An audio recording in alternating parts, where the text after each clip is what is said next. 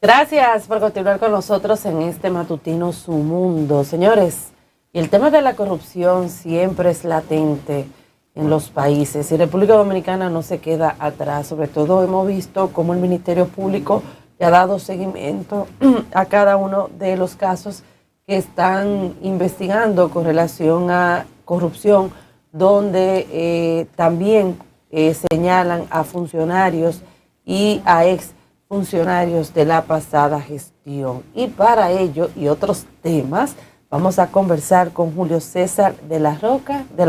Ay, Roca, le puse fuerte a usted, de la Rosa, presidente de la Alianza Dominicana contra la Corrupción, ADOCO. Y usted una roca, de verdad, porque usted es fuerte en las posiciones que toma con relación al tema de la corrupción. Muy buenos días y bienvenido. Buenos días, complacido de poder compartir con ustedes.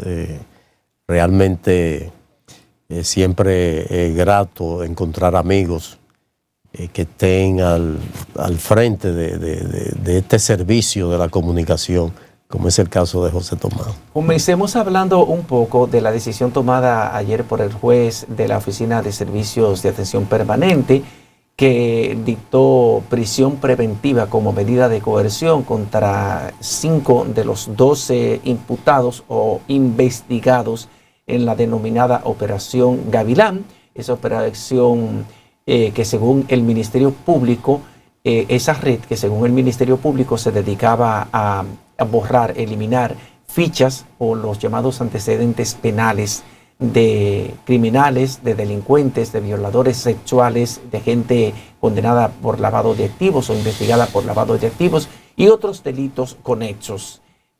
¿Cómo evalúa usted esta decisión de dictar 18 meses de prisión preventiva contra esos procesados?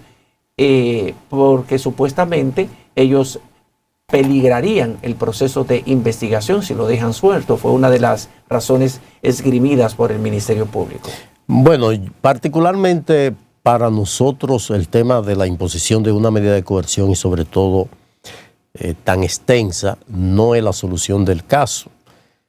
Penosamente el Ministerio Público pues le ha dado de lado a lo que se procuraba con el Código Procesal Penal que entró en vigencia en el 2004-2005.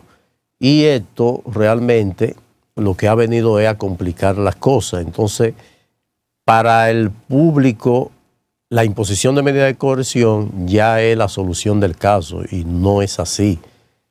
Por eso, evaluar la imposición de medida de coerción en un caso para nosotros es intrascendente, sobre todo porque nosotros defendemos que los procesos garanticen la solución de un caso y sobre todo la imposición de una pena a quienes están siendo acusados. En este caso, que probablemente sean más de lo que están, porque estamos hablando que en principio se habló de 8,000 casos que le fueron borrados su historial delictivo y después aparece que fueron 16,000 y probablemente terminemos que son más.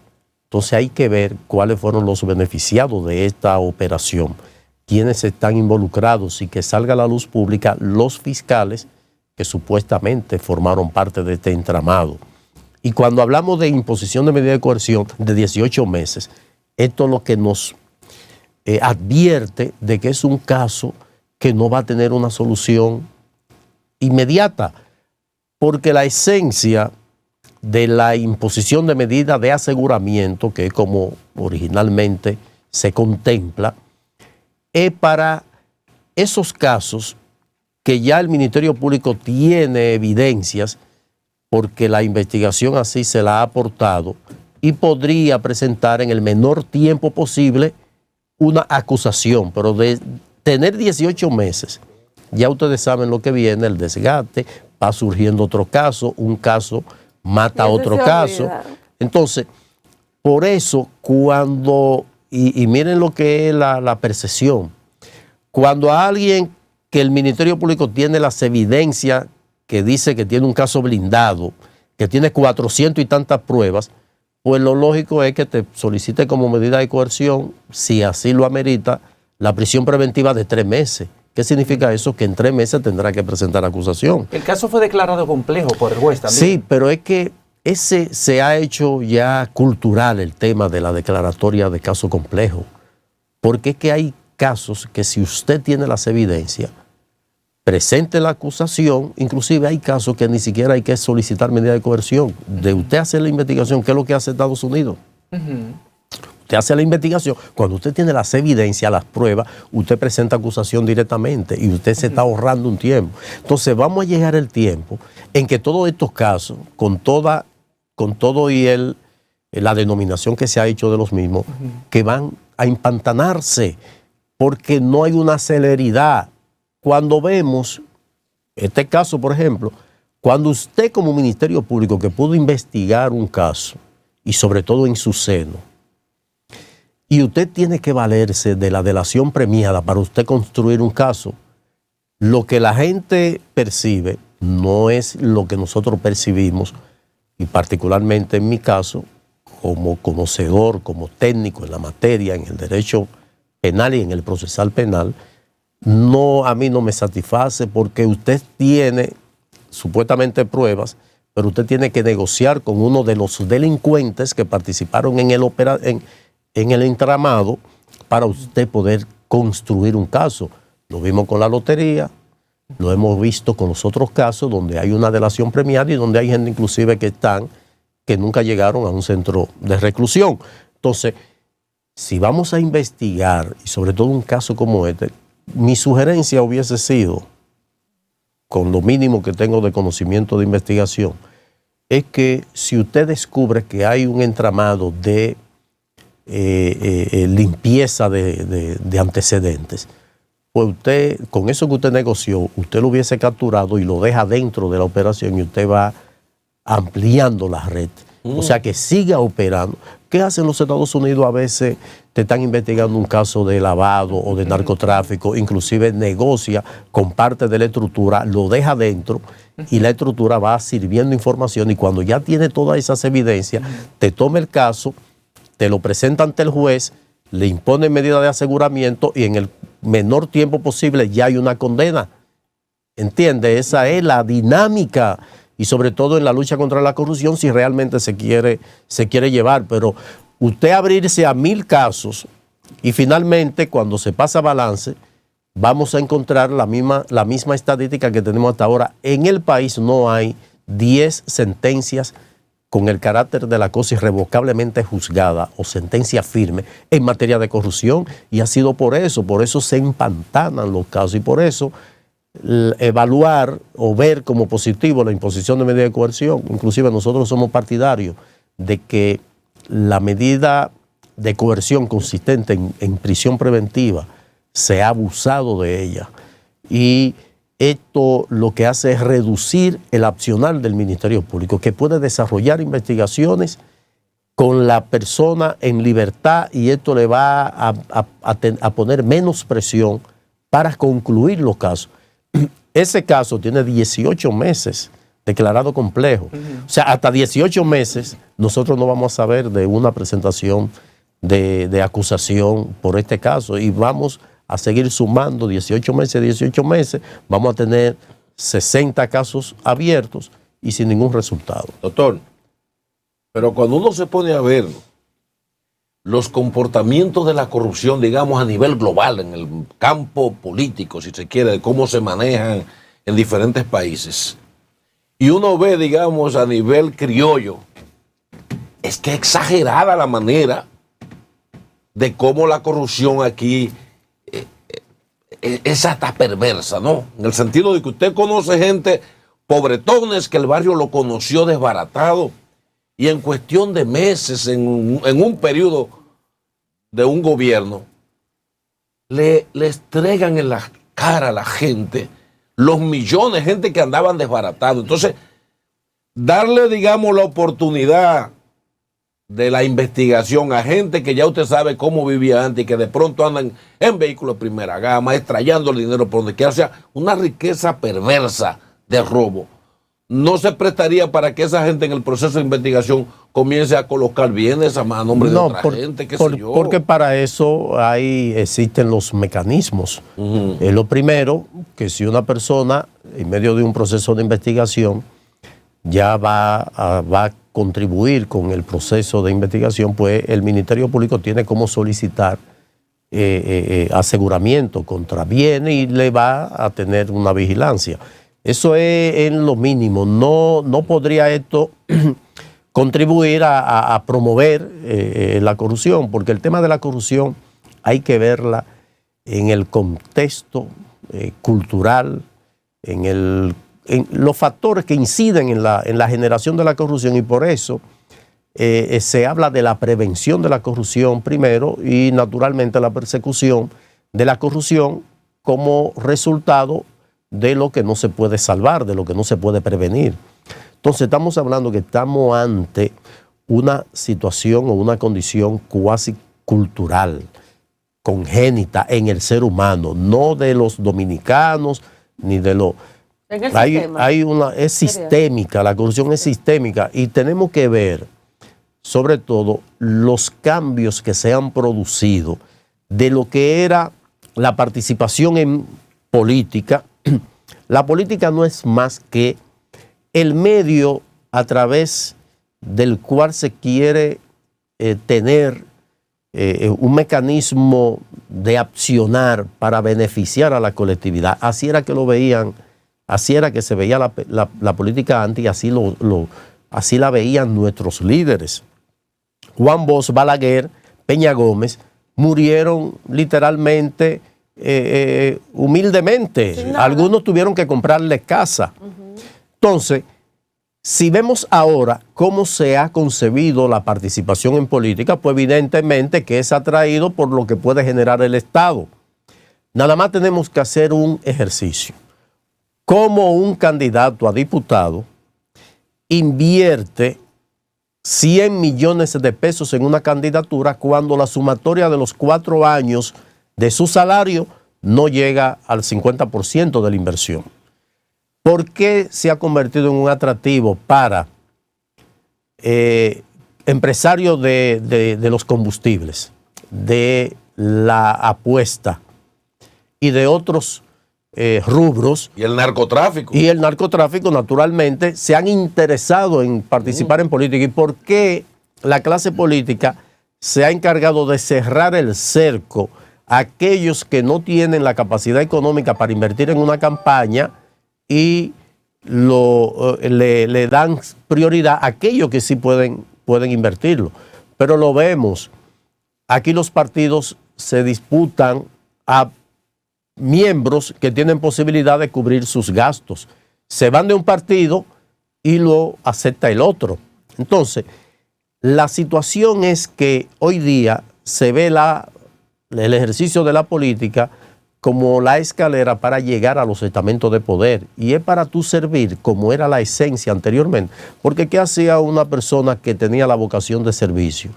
Bueno, me voy a un partido político, hago carrera política, llego a una posición desde donde yo puedo contribuir al desarrollo de mi país y por vía de consecuencia de la colectividad que yo represento. Pero vemos que muchos candidatos a legisladores abandonan la función del legislador, que es fiscalizar, representar y legislar, porque no vuelve más por su comunidad. Aquí vemos muchísimos senadores que inclusive después que abandonaron su comunidad, residen en la capital, se van a su comunidad, ganan la senaduría o la diputación y vuelven a la capital y no vuelven más al pueblo. Entonces, hay una situación, y es que el Estado se ha convertido en un atractivo para los que buscan impunidad, para desde el poder exhibir o continuar sus actividades, otros tal vez para lavarse ya en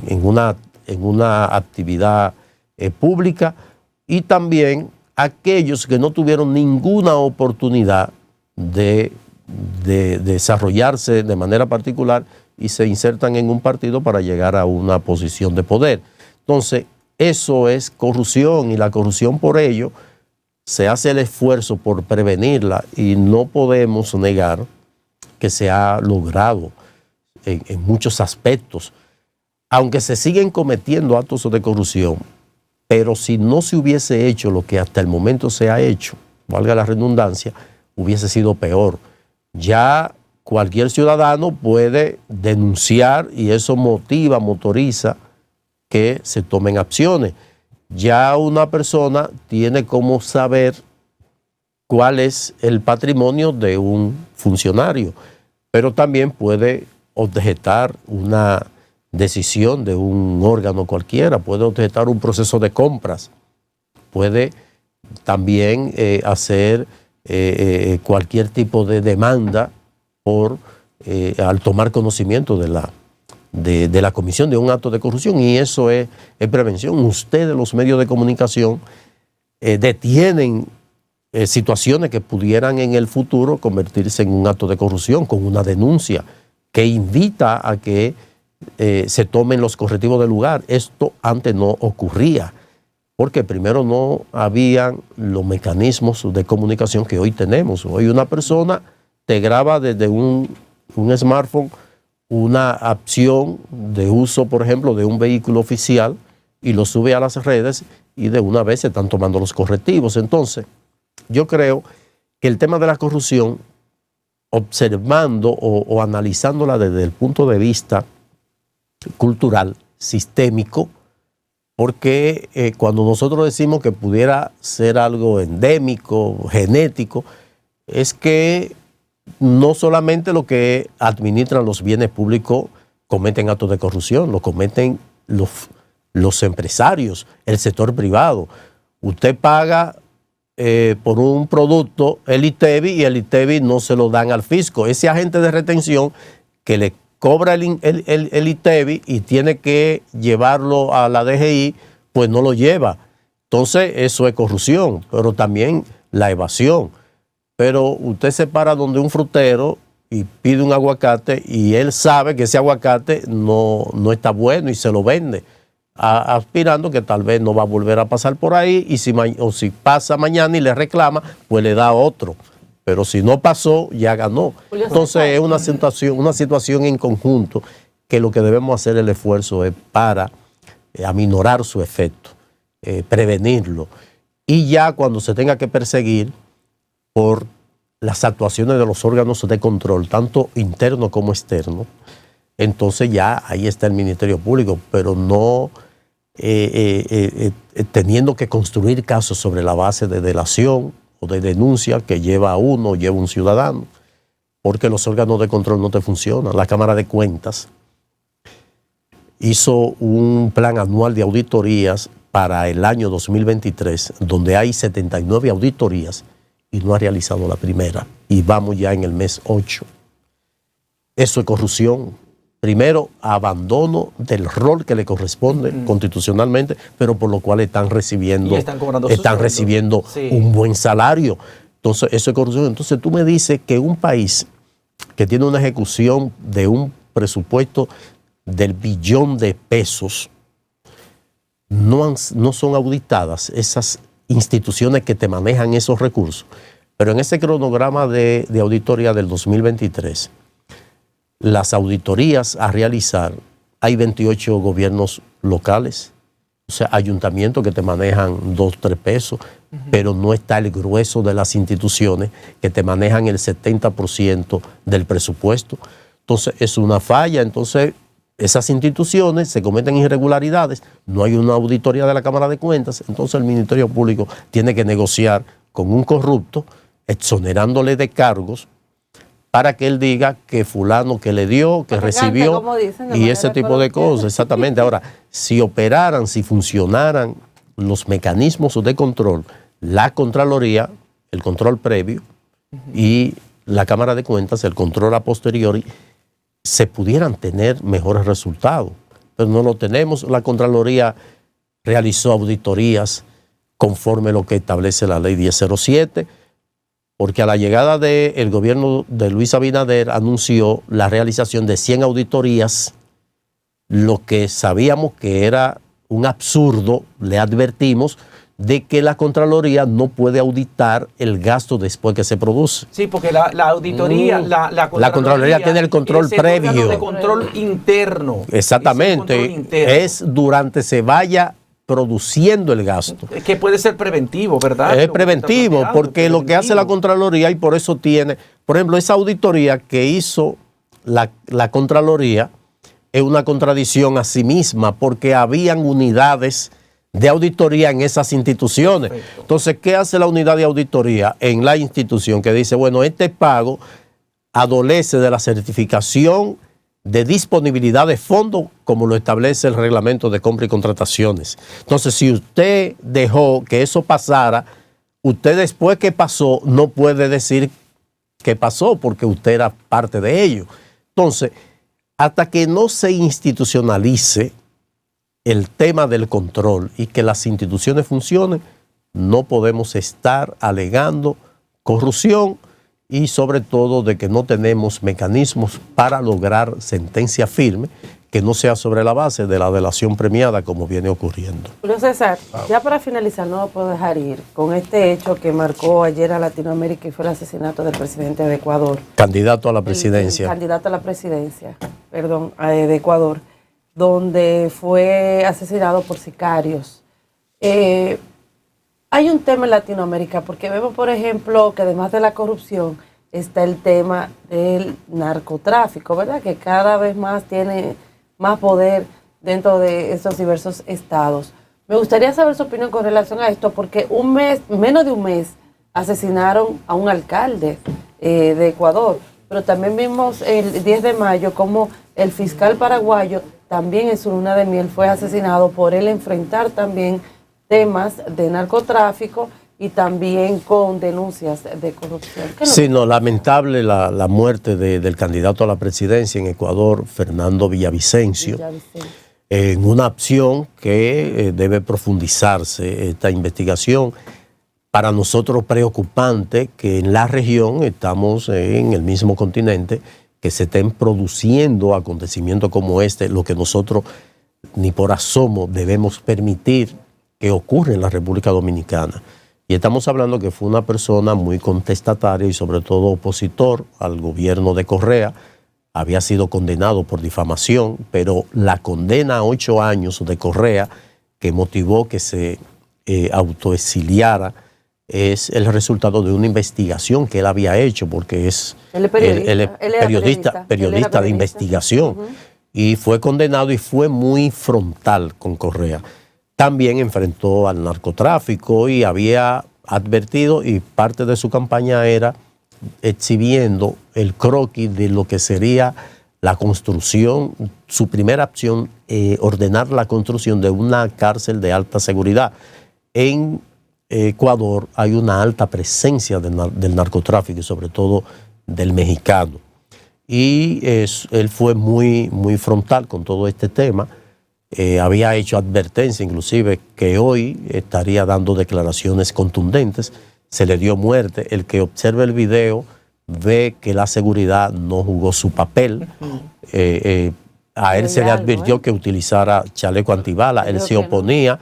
Tenía una seguridad reducida de unos 5 miembros. Vemos en una acción que debieron haber también sido impactados los miembros de la seguridad en un vehículo que no era blindado.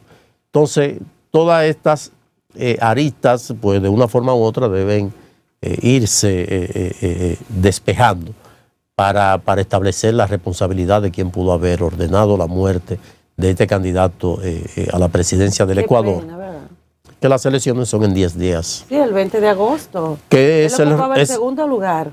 Estaba en tercer lugar, porque la candidata de Correa está en las encuestas en primer lugar. En primer lugar. Debemos recapitular de que en Ecuador la Constitución prevé lo que se le denomina muerte cruzada. El Congreso trató de inhabilitar al presidente Lasso. Entonces, cuando esto ocurre, el presidente puede disolver el Congreso, pero debe convocar a elecciones en un plazo establecido por la norma, y fue lo que ocurrió, y por eso se van a celebrar elecciones a medio término en Ecuador y él participaba de eso. Fue asambleísta de lo que formaban parte del Congreso disuelto. Bueno, Julio César, gracias por haber estado con nosotros. Para nosotros siempre es un placer tenerlo aquí. Salimos más fortalecidos, edificantes en todo el sentido de la palabra. Gracias. Y se quedan muchos temas pendientes con Julio siempre César hay. Rosa Tiburcio, o sea que podemos hacer la invitación para que vuelva otra vez. Claro que vamos sí. entonces a analizar otros temas. Con Julio César tenemos esa ventaja que podemos analizar una multiplicidad de temas, no solamente los vinculados a la parte jurídica, a la parte legal, sino también el tema de la economía, cómo marcha nuestro país, cómo marcha el gobierno de Luis Abinader. O sea que vamos a hacerle el compromiso para que vuelva rápidamente con nosotros. Gracias, con gusto. Claro que Así sí. es.